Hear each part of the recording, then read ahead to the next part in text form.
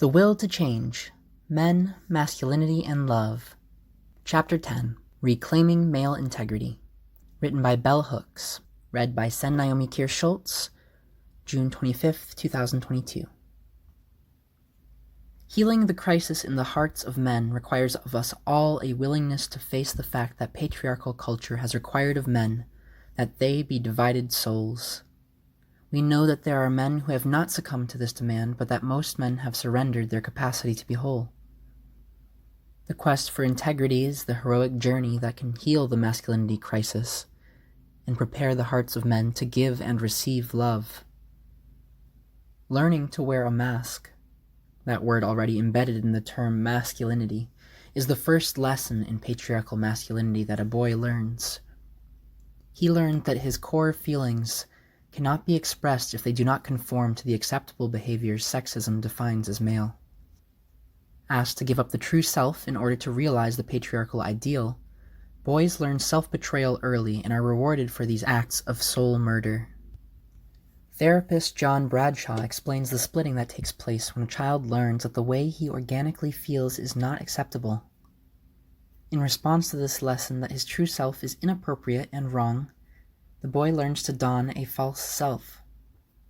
Bradshaw explains, quote, "The feeling that I have done something terribly wrong, that I really don't know what it is, that there's something terribly wrong with my very being leads to a sense of utter hopelessness.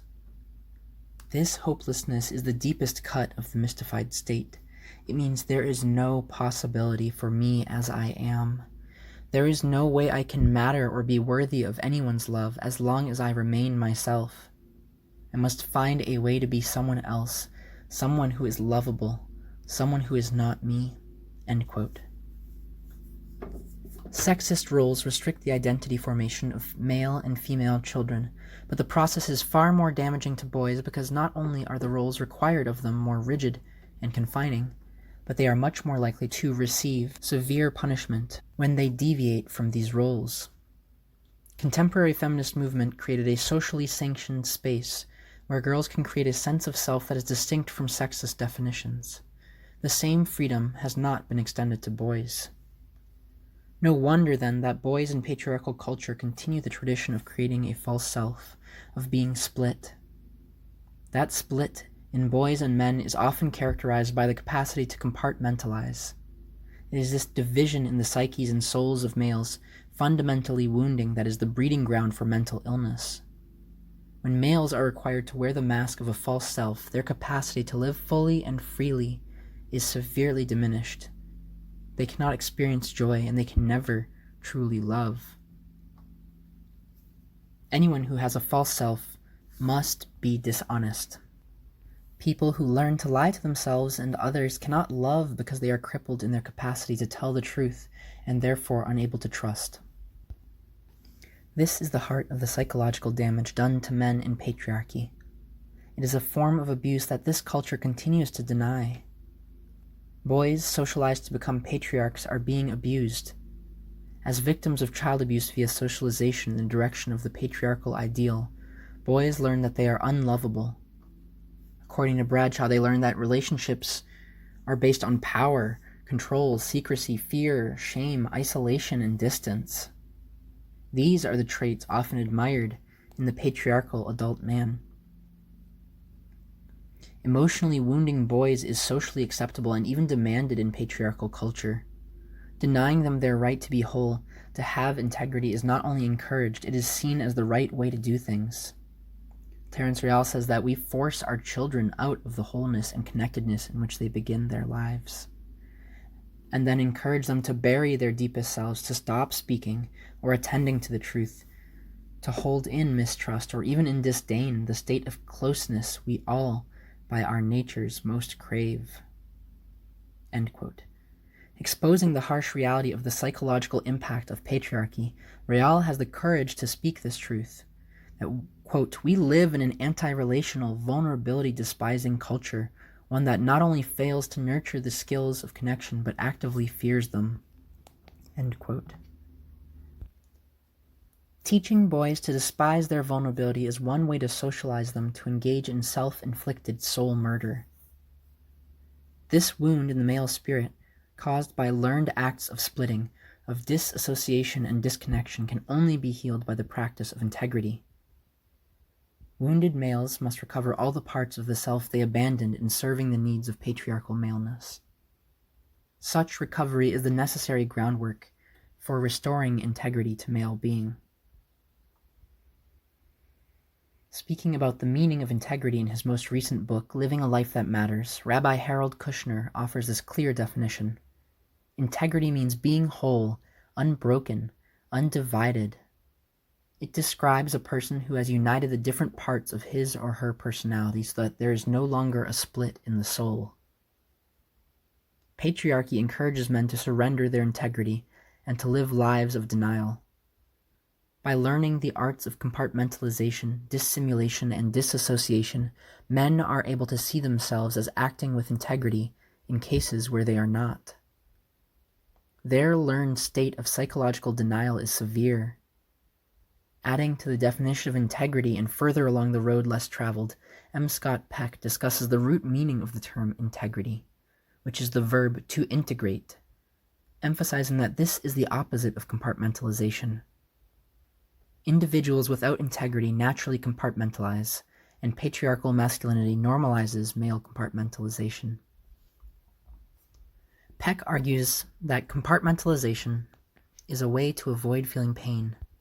Quote, "We are all familiar with the man who goes to church on Sunday morning, believing that he loves God and God's creation and his fellow human beings, but who on Monday morning has no trouble with his company's policy of dumping toxic waste in the local stream.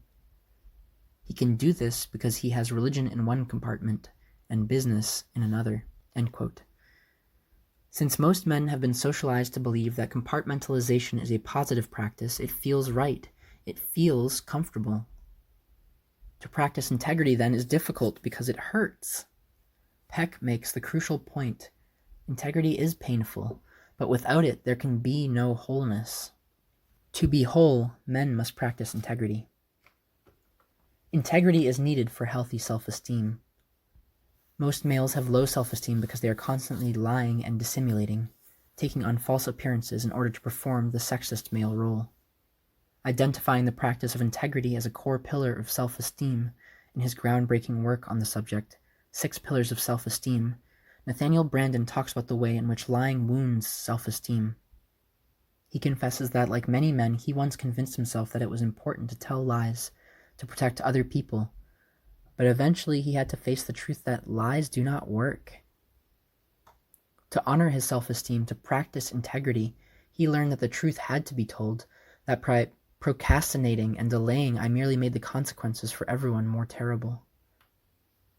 Furthermore, he writes, I succeeded in protecting no one, least of all myself. If part of my motive was to spare people I cared about, I inflicted a worse pain than they would otherwise have experienced. If part of my motive was to protect my self-esteem by avoiding a conflict among my values and loyalties, it was my self-esteem that I damaged. End quote. This faulty logic he describes is the same that many patriarchal men use to avoid telling the truth and practicing integrity. All too often we are led to believe that men gain more power through lying and compartmentalization. It just simply is not so. The stress of guarding and protecting a false self is harmful to male emotional well-being. It erodes self-esteem. Much of the depression that men suffer is directly related to their inability to be whole. Even though they have been socialized to create and maintain false selves, most men remember the true self that once existed, and it is that memory of loss, coupled with rage at the world which encourage the surrender of the self, that engenders depression. This suffering, the source of which often goes unidentified in adult males, is constant. It leads many men to addiction, whether to workaholism or to substance abuse. Workaholism is the most common addiction in men because it is usually rewarded and not taken seriously as detrimental to their emotional well-being. Work is often the space where men detach from feelings. Zukov and Francis describe workaholism as a flight from emotions. Quote, "It is a drug that is as effective as the most powerful anesthetic. Workaholism is a deep sleep, It is a self-induced trance that temporarily keeps painful emotions away from your awareness." End quote. At the moment when addictions stop keeping the pain at bay, many men sink into depression. And as with so much male pain, it is only in recent years that men have been given societal permission to confront depression. Men suffer depression frequently because of their own unfulfilled expectations, or their perfectionism, which can never be satisfied, since to be human is to be imperfect. Often it is suggested that feminist movement has taken away or undermined male power, and as a consequence men feel bereft. Underlying this notion is the idea that women are to blame for male depression, although it is difficult to believe that men feel at all threatened by masses of women entering a workforce where they receive less pay than men and come home after long hours to do a second shift. Since a woman outside the home is no longer under the rule of the individual patriarchal head of household, this movement outside may threaten male power more than what women do on the outside. One dimension of the feminist movement that did have a profound impact on men was its insistence that women had the right to critique men both collectively and individually. In the patriarchal home I was raised in, a significant aspect of Dad's power was that he was beyond critique. Even though Mom never became a feminist, after 40 years of submission, she did begin to critique Dad in ways that echoed feminist challenges to male power and privileges. Like many women, she challenged her husband's lack of emotional engagement. Like many women, she has wanted him to be interested in personal growth. For years, patriarchal culture has taught men that their selfhood, their manhood, is affirmed by a lack of interest in personal growth. All of a sudden, in the wake of the feminist movement, women were bombarding men with new emotional expectations. Collectively, men responded with a feeling of depression. Popular psychotherapist M. Scott Peck reminds us that anytime any of us take significant steps to grow, we go through a process of denial, anger, bargaining, depression, and acceptance, the same stages Elizabeth Kubler-Ross identified as those we go through when we confront dying. He gives the example of his being criticized for his character flaws by loved ones and resisting the critique. If they truly do love me enough to keep on criticizing, then maybe I get to the point where I think, could they be right? Could there possibly be something wrong with the great Scott Peck? And if I answer yes, then that's depressing.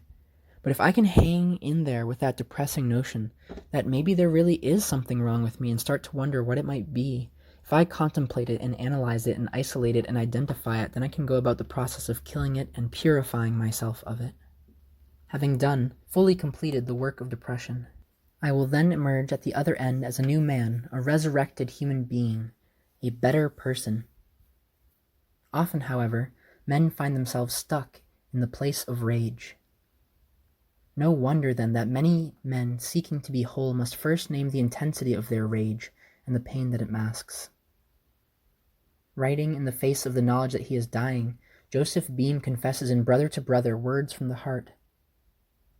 What is most important to me must be spoken, made verbal and shared, even at the risk of having it bruised or misunderstood.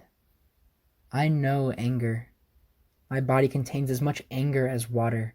It is the material from which I have built my house, blood-red bricks that cry in the rain. It is the face and posture I show the world. It is the way, sometimes the only way, I am granted an audience. It is sometimes the way I show affection. I am angry because of the treatment I am afforded as a black man. That fiery anger is stoked with the fuels of contempt and despisal shown to me by my community because I am gay. I cannot go home as I am. Anger often hides depression and profound sorrow. Depression often masks the inability to grieve. Males are not given the emotional space to grieve. Girls and women can cry, can express sorrow throughout their lives. We can just let it out. Males are still being taught to keep it in, and worse, to deny that they feel like crying. Donald Dutton, in his chapter Love and Rage, says that male refusal to acknowledge loss is a key component of male rage. Male models for grieving are few. Men, in particular, seem incapable of grieving and mourning on an individual basis. Perhaps that is why the blues are so popular with men.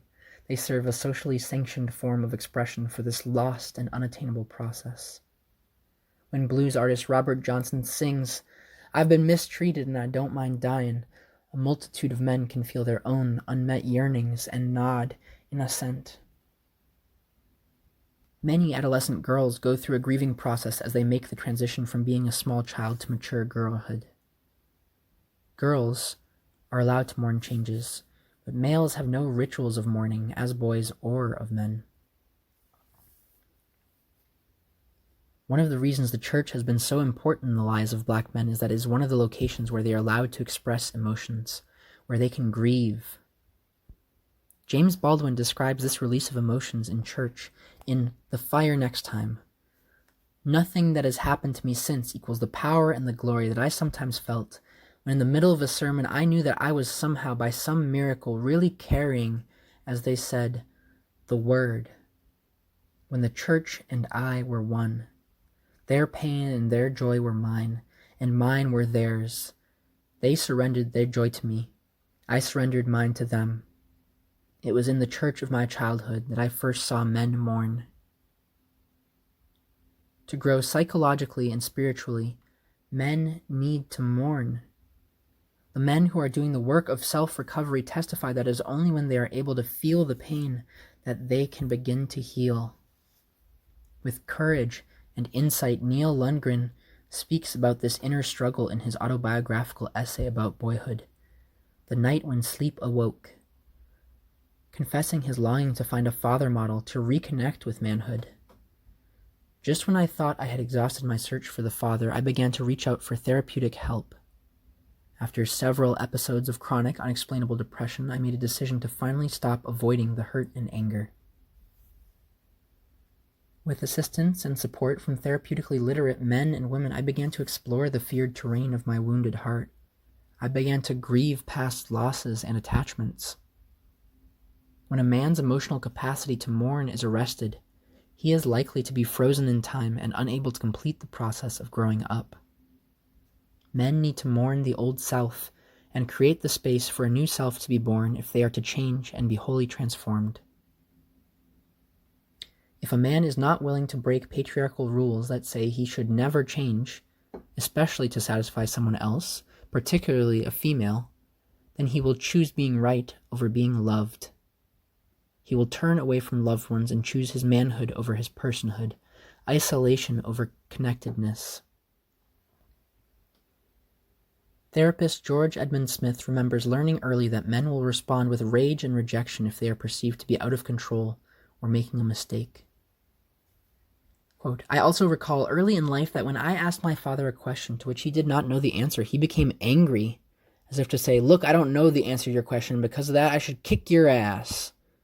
Of course, I realized this almost immediately, and I stopped looking to my father for answers. Perhaps if he had taken the time to say to me, 'Son, I don't know the answer to that. Let's look it up together and find out.' Only a father capable of being whole can have the integrity to acknowledge ignorance to his son without feeling diminished. Men who are whole can speak their fear without shame. They do not need to wear the false mask of fearlessness. Fathers have been unable to share with their sons that they are afraid. They fear not measuring up to the expectations of sons. They fear that the son will see their jealousy and envy of the boy who has not yet severed his relation to feeling, who is not emotionally closed off. Writing about his boyhood, Neil Lundgren calls, "I was in awe of my father, and it seemed to me that I often sensed he was afraid of me. Perhaps he was intimidated by my heart that was as his used to be when he was a boy. Big, full, open, strong, and tender." Unable to acknowledge feelings, fathers often cover them up with rage, cruelly severing their own attachment to the son and refusing his love and admiration. The competitive performance model of patriarchy teaches men who father that a son is or will be his adversary, that he has to fear the son stealing his glory. Our myths and religious stories are full of narratives in which the son is depicted as the father's enemy, ever poised to steal his power. The dysfunctional model suggests to men that separation can only be forged through violence and death. Only the man who chooses a healthy model, wherein the father figure, the adult man of integrity, the guide who shelters, protects, and nurtures the son, can gracefully attend the assertion of his own son's healthy autonomy. When father figures are healthy, they know when to let go. They can affirm the boy every step of the way. As Thomas More declares in his essay about boyhood, "Little boy found, if the fathers speak to us, we can preserve our golden spirits. Fathers and sons need each other, for they sustain each other. We need to let our fathers be slow to grow up. They need to take our childlike foolishness seriously, giving their lives for it, so that we can be fathers ourselves from our place in the sun." Caring fathers with bold strength and integrity shield the open, tender hearts of their sons, protecting them from the patriarchy's hard-hearted assaults. When men practice integrity, they accept that part of the work of wholeness is learning to be flexible, learning how to negotiate, learning how to embrace change in thought and action. The ability to critique oneself and change and to hear critique from others is the condition of being that makes us capable of responsibility. To be able to respond to family and friends, men have to practice assuming responsibility. This is another component of healthy self-esteem. Nathaniel Branden equates our capacity to be responsible with our capacity to experience joy, to be personally empowered. This sense of personal agency lets us break with imposed sex roles. This is true freedom and independence. I am responsible for accepting or choosing the values by which I live. If I live by values I have accepted or adopted passively and unthinkingly, it is easy to imagine that they are just my nature, just who I am, and to avoid recognizing that choice is involved. If I am willing to recognize that choices and decisions are crucial when values are adopted, then I can take a fresh look at my values, question them, and if necessary, revise them. Again, it is taking responsibility that sets me free. The patriarchal model that tells men that they must be in control at all times is at odds with cultivating the capacity to be responsible, which requires knowing when to control and when to surrender and let go. Responsible men are capable of self-criticism. If more men were doing the work of self-critique, then they would not be wounded, hurt, or chagrined when critiqued by others, especially women with whom they are intimate. Engaging in self-critique empowers responsible males to admit mistakes. When they have wronged others, they are willing to acknowledge wrongdoing and make amends. When others have wronged them, they are able to forgive. The ability to be forgiving is part of letting go of perfectionism and accepting vulnerability. At the same time, constructive criticism works only when it is linked to a process of affirmation. Giving affirmation is an act of emotional care. Wounded men are not often able to say anything positive. They are the grump and groan guys, cloaked in cynicism. They stand at an emotional distance from themselves and others. But affirmation brings us closer together. It is the highest realization of compassion and empathy with others. One of the negative aspects of anti-male feminist critiques of masculinity was the absence of any affirmation of that which is positive and potentially positive in male being. When individuals, including myself, wrote about the necessity of affirming men and identifying them as comrades in struggle, we were often labeled male-identified. The women who attacked us did not understand that it was possible to critique patriarchy without hating men. Indeed, recognizing all the ways that males have been victimized by patriarchy, even though they received rewards, was a way of including men in the feminist movement, welcoming their presence and honoring their contribution. Critical analysis is useful when it promotes growth, but it is never enough. The work of affirmation is what brings us together.